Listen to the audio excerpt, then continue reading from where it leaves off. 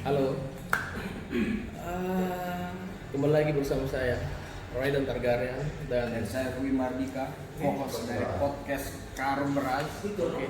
Jadi hari ini adalah tayangan perdana kami, yaitu podcast Karung Beras. Jadi mohon kalau kita agak kaku-kaku dalam berbicara, Karena ini kita masih baru, kita masih kita baru. podcast terbaru di sini. Iya. Mungkin bisa jadi podcast terbaru, kemudian podcast pertama yang ada di Sidra. Iya, jadi. bisa jadi. Bisa jadi. Jadi selanjutnya nanti kita akan membahas banyak hal tentang podcast ini. Ya. Entah nanti itu bintang tamu dari pemerintah, dari pengalaman-pengalaman inspiratif pebisnis misalnya, entah itu dari pengalaman percintaan, Percintaan juga. percintaan yang pastinya Prestasi anak muda. yang pastinya akan memberikan injection shock kepada para pendengar dan menjadi inspirasi bagi kalian-kalian yang memang membutuhkan suntikan inspirasi. Yo. Ini menarik ya. Dari namanya itu sangat etik. Yang pertama, Karung Beras itu menggambarkan suasana Sidra itu sendiri yang terkenal sebagai lumbung padi. Karung Beras podcast ini kita harus sudut pandang kita berorientasi pada masyarakat biasa. Iya. Pokoknya hal-hal yang berbau akar rumput lah yang kita akan bahas-bahas. Jadi berbau akar rumput, berbau cacing tanah dan itu ya, bukan? Tidak, maksudnya akar rumput yang menyentuh kelas bawah. Kelas bawah. Seperti buruh, Oh. pendidikan, pokoknya isu-isu sosial politik Iya. gitu. Atau pop culture, budaya pop. Iya. Dan mungkin musik juga bisa. Ya, bisa. Karya tentang kenapa Misalkan karya ada musisi Sidrak yang mau mempromosikan dan mendiskusikan juga album yang lagi digarap. Saya tertarik untuk menghapus sedikit. Oh my God. Terlihat mungkin karena kondisi sekarang yang membuat itu ya. Jadi Panas. Kita juga berterima kasih kepada pemilik kafe ini, cafe shop, namanya Kakak Dagre. Dagrer Baratium. Halo, terima kasih untuk memfasilitasi kami untuk bisa membuat Nama kafenya apa itu? kegiatan di sini. Nama kafenya adalah MG Cafe. Jadi tepatnya di Jalan Jenderal Sudirman. Depan Sari Laut. Depan Sari Laut Lamongan. Ya. Pokoknya berdekatan dengan masjid juga, Masjid Agung, mengarah ke Parepare. Karung Beras podcast ini awalnya kayak seperti apa sih? Nama Karung Beras sendiri itu sebenarnya Karung Beras ini diambil dari komunitas-komunitas terdahulu atau orang pendahulu kita lah. Ada namanya dulu Eka Sita di mana ada komunitas ini adalah komunitas kreatif di mana pada saat itu dia kontennya adalah membuat festival-festival musik terdahulu, dan terakhir dia melakukan festival musik juga di tahun 2014 berapa? kalau nggak salah. Hah? Intinya Karung Beras itu pernah Iya. sebuah acara festival di Ganggau, Iya, pegelaran. pegelaran. Pegelaran seni lah. Di mana pada saat itu kita juga terlibat dalam ekosistem ini, kegiatan Karung banyak Beras ini. dia. Ternyata Karung Beras ini dia sudah melakukan kegiatan sampai 8 kali, dan itu dan 7 kali ya kalau nggak salah. Dan Pokoknya itu sudah termasuk bukan sering lah. bukan hanya orang-orang di Sidrap saja yang tahu, tapi bahkan sampai di Makassar dan se-Indonesia. Karung Beras ini makanya karena dalam beberapa tahun yang lalu mereka vakum, kita coba untuk mengisi aktivitas Karung Beras ini dengan konten yang lain, dengan cara salah satunya dengan podcast YouTube. Mungkin itu ya. Tapi kalau untuk pembahasan tentang Karung Beras sendiri itu ada kenapa? Mungkin ada orang yang lebih tepat atau orang-orang yang terdahulu kita sebelum kita orangnya atau atau orang yang betul-betul menginisiasi Karung Beras menginisiasi festival itu ya. Beras atas nama Karung Beras itu sendiri. Karena memang ini dari tiap tahun ke tahun itu sudah ada, mungkin sejak tahun 2000 2005 kan ya kalau nggak salah. 96 kapan? Pokoknya itu Kata kata saya tahun 96 tepat. 90-an lah, iya ya. Nah, Karung Beras itu aja saya tahun 90-an, kemudian terakhir di stuck di 2014. Nah, dan 2020 ini kita bikin beras. Kalau panggil saya sendiri ya, Raiden. Ya. Kenapa saya mau bikin podcast dan mengajak Anda bergabung sebagai yang menginisiasi podcast ini? Ya. Yang pertama, di Sidrap ini, khususnya di ibu kota Pangkal ini, itu jarang sekali ada media-media yang betul-betul membahas secara detail persoalan-persoalan akar rumput, atau mungkin ada semacam budaya-budaya kultur yang saat ini belum dibicarakan. Iya. Karena media yang ada di Sidrap Iya. itu hanya sekedar kayak humas, kalau misalkan ada pemimpin yang lagi meresmikan, itu kan hanya yang seperti itu. Kalau Iya. misalkan Raiden sendiri, kenapa begitu ya? ingin mau juga terlibat dalam podcast ini? Apa ya, sebenarnya ini sangat garisnya sudah melampaui jangkauan. Ya. Tapi nggak apa-apa, ini kan kita dalam berdemokrasi, kita berhak untuk berpendapat apapun itu. Yang jelas kita harus tahu dulu batasan-batasannya sampai di mana. Dan ini nggak apa-apa ya, kita pasti. Kalau saya sendiri memang saya juga sepandangan dengan saudara. Kenapa? Karena bukan saudara ya, Brother man ya. Saya juga sepakat karena kenapa ya? Dalam beberapa saya tidak menyebutkan nama, tapi dalam beberapa situs-situs berita yang ada di Sidrap, beberapa memang dia hanya memberikan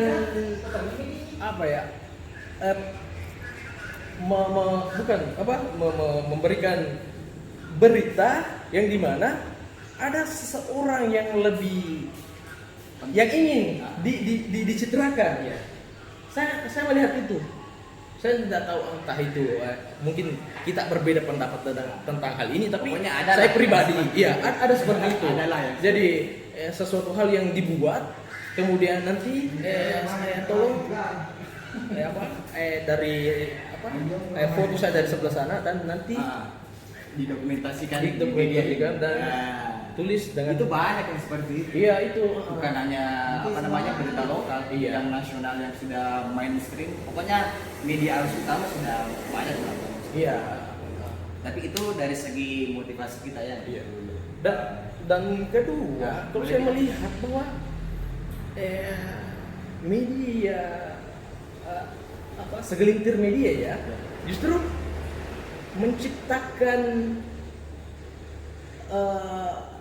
alur-alur seperti itu untuk mencari yang namanya cash. Kenapa? Karena memang apa ya? Mereka tidak lagi berfungsi pada posisi sesuai dengan apa fungsinya sebagai memberikan berita, mencerdaskan masyarakat, tapi mereka terlalu jauh. Iya. Dan Masyarakat kayaknya sudah cerdas. iya, masukku begini. Apakah kita punya info? Apakah kita punya info? Iya. Saya punya ada info lah. Saya tidak ada. Tapi nanti saya coba cari ada apakah ada? Iya. Bukan info sebenarnya sih, saya cuma mau nangis ceritanya. Ini tentang cinta. Oh tidak. Oh bukan. Ini adalah inspirasi saya yang sudah menghilang. Di awal tahun 2020 ini. Ya coba.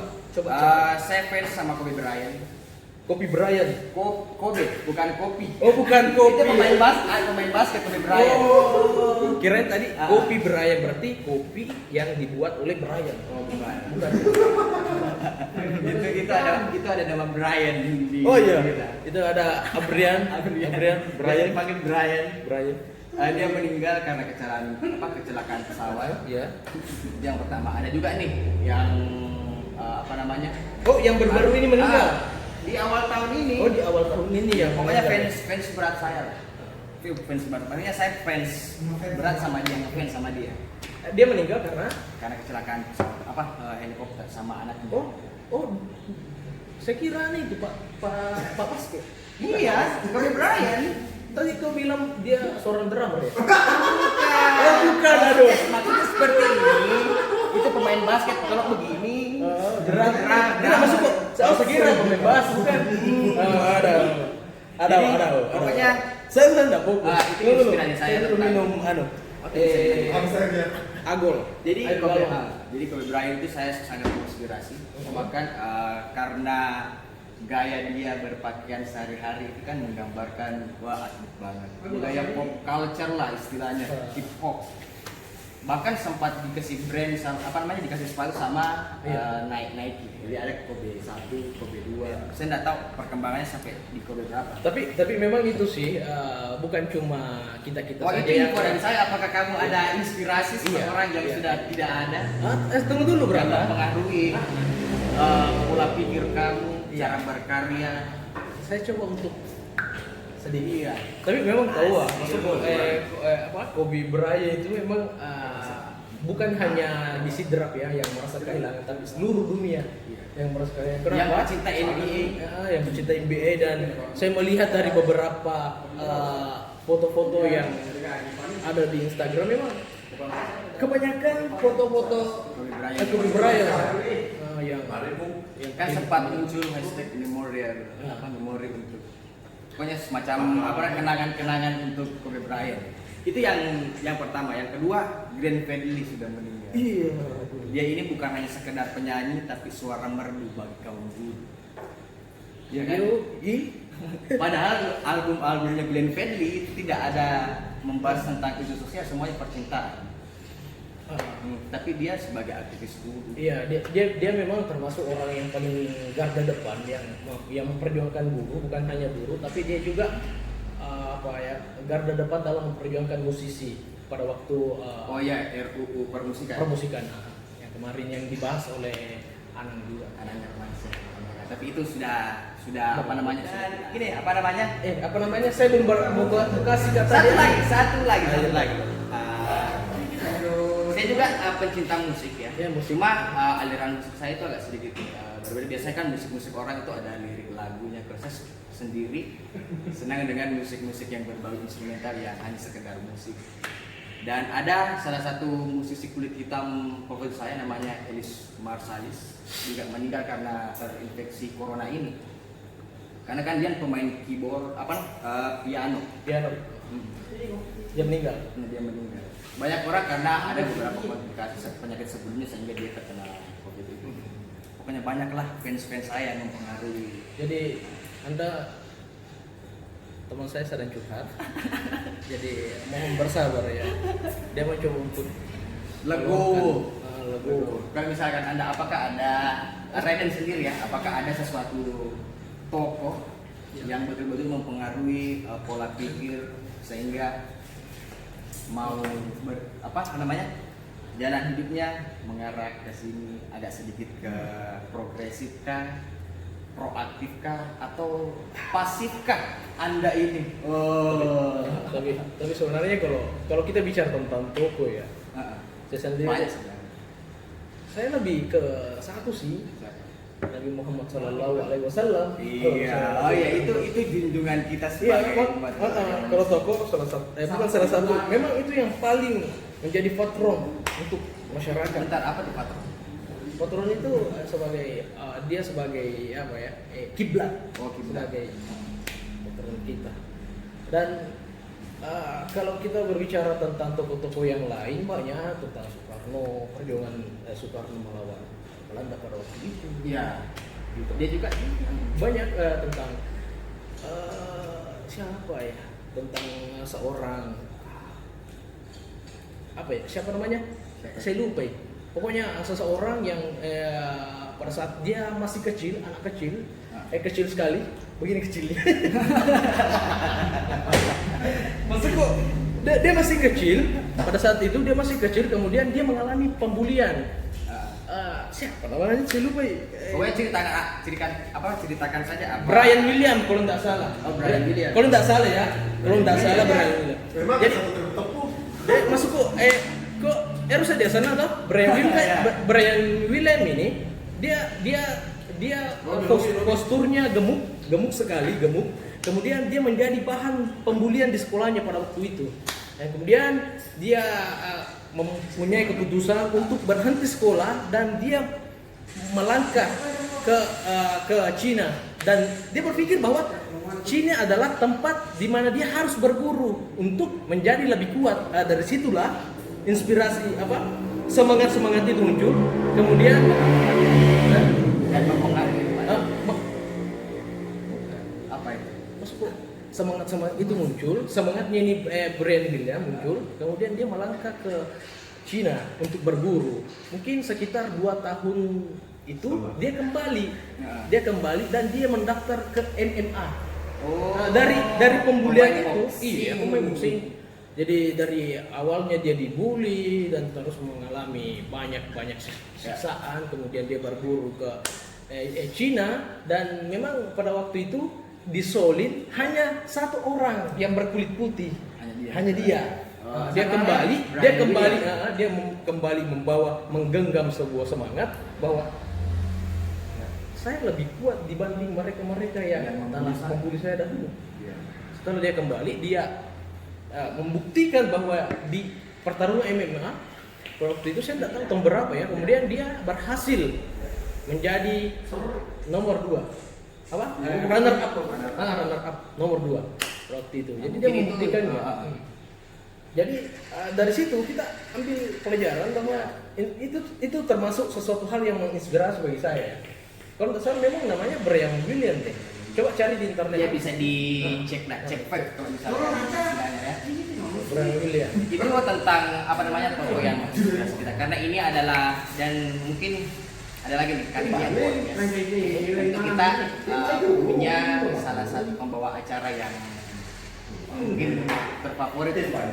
Kalau misalkan Raiden, apakah ada? Saya dulu ya. Saya sendiri senang dengan pembawa acara. Ada namanya, siapa namanya? Mungkin Anda tahu? Siapa? Najwa Shihab.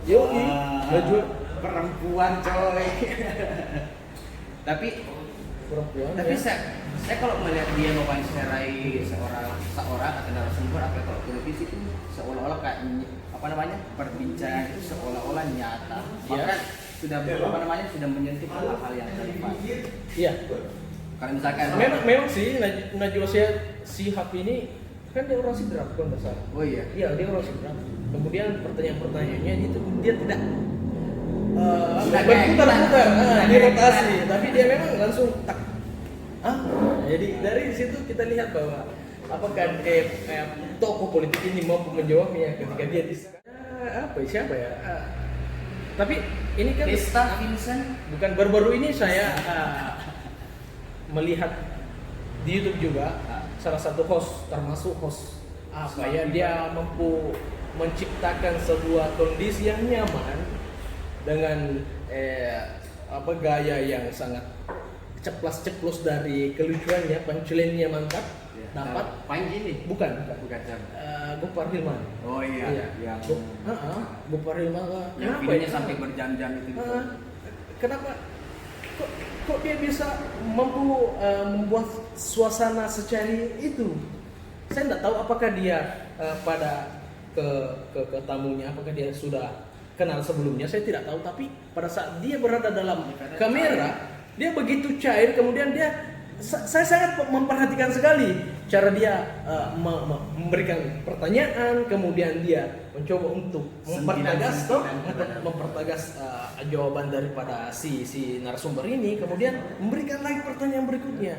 Yang paling enak itu pada saat dia berbicara dengan narasumber adalah langsung parah Pak. Ngeri. Saya belum melihat. Iya. Sama-sama di atas awan. Karena video Gopar itu yang pertama saja waktu sama Jason Ranti karena nggak salah. Iya, di sebuah apa namanya yang kayaknya itu kos kalau nggak salah kos. Bukan kos-kosan di belakang rumahnya iya. Nah itu dari si hostnya. Apalagi ya. Ini kita mengalir aja. Mudah-mudahan video kita terlalu Kondisi sekarang kan corona menyelimuti corona Kalau kata Donald Trump, Chinese virus rasis lah.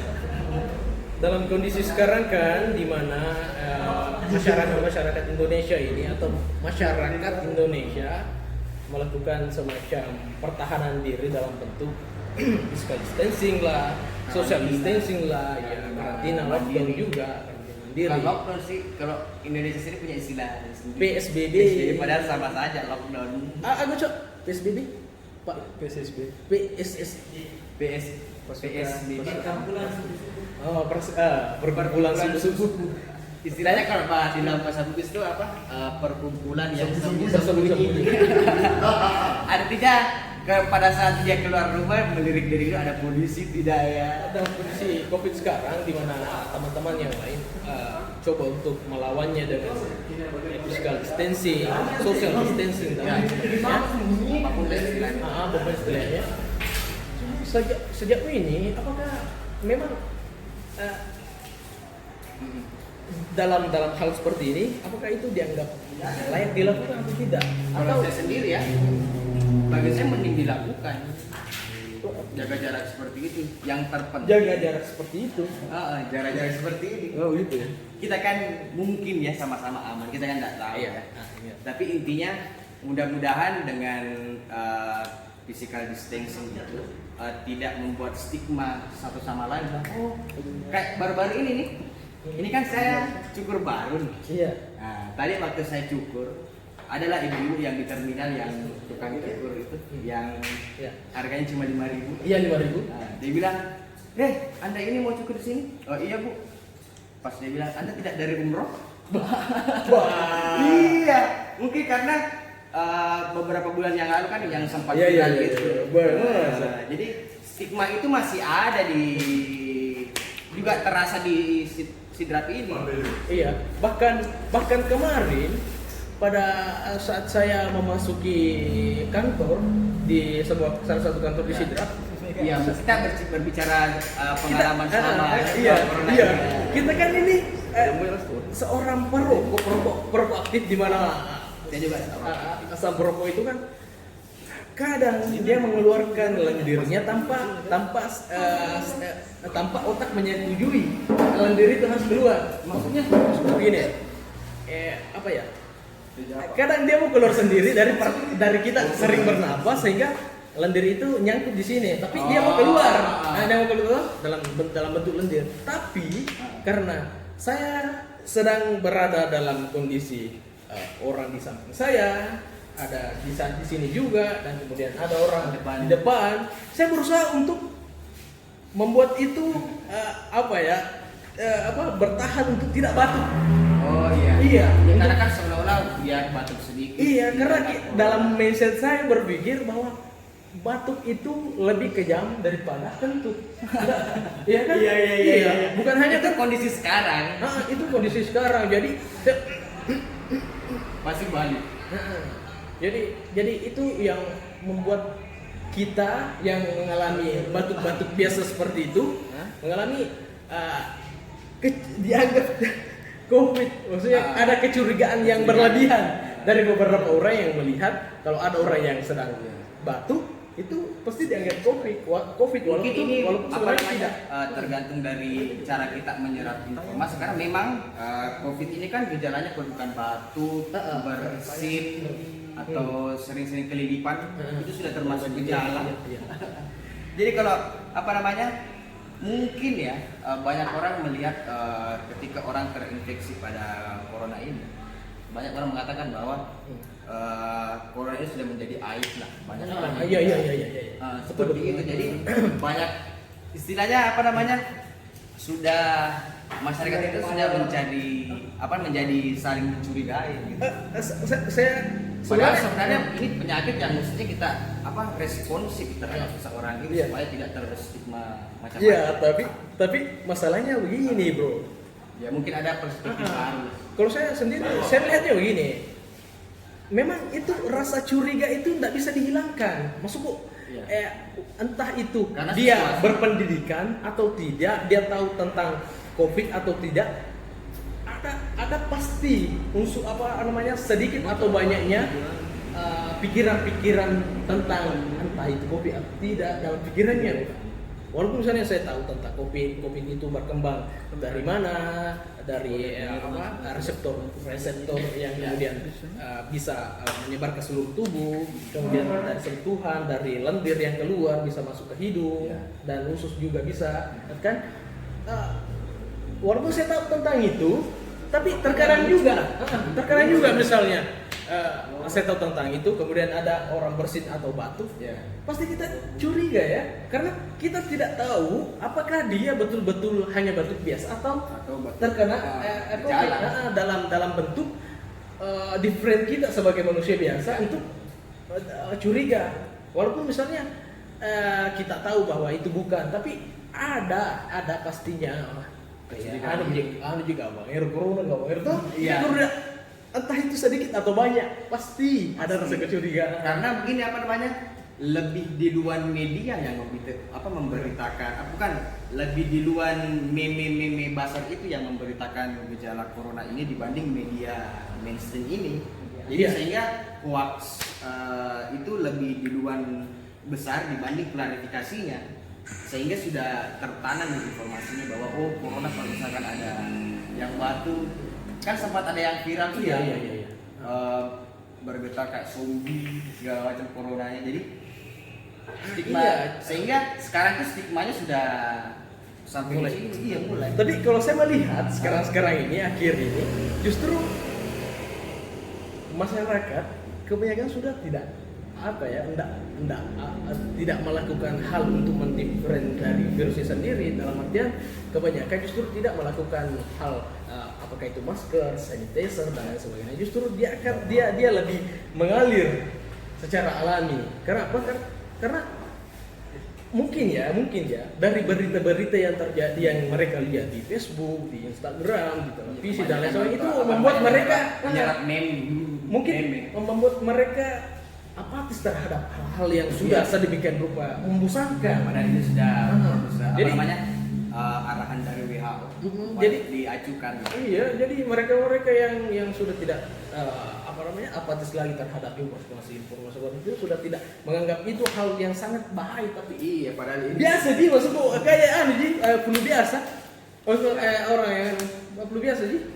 Iya, karena bahayanya itu stigma itu, orang bilang tersinggung nantinya begitu. Apalagi dari stigma yang beredar itu, kemarin itu kan sempat viral ya, katanya bisa dimakan kok. Iya bisa ya. Oh iya. Tadi saya melihat pantulan cahayanya ke sini. Jadi ini terang-terangan, tidak usah lah di ini brandnya.